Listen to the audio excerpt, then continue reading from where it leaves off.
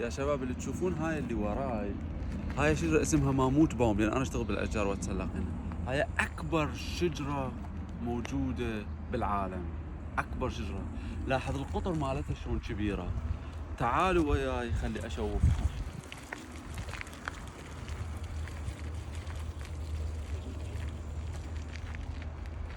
الماموت باوم هاي الأشجار بصراحة تكبر على الجبال، بس يعني تكبر على الجبال، وهاي الأشجار مثل هيك قطر وهيك حجم.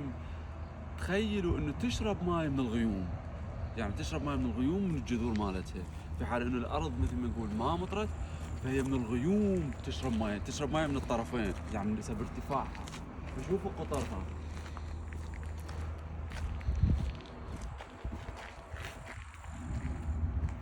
هذا قطرها الكبير اللي شفتوه قدامكم يا شباب، انه هاي نفس الشجرة اللي مزروعة حاليا، نفس الشجرة هاي اللي مزروعة حاليا. هاي الشجرة موجودة عمرها 40 سنة، مكتوب هنا باللوحة عمرها 400 سنة. الشجرة تصير نفس كبر حجم الشجرة القديمة، يصير عمرها 2000 سنة. فهاي الشجرة يا شباب، هاي الشجرة اللي تشوفونها الحجم مالتها عمرها 2000 سنة. هاي الشجرة، فهاي عمرها 2000 سنة.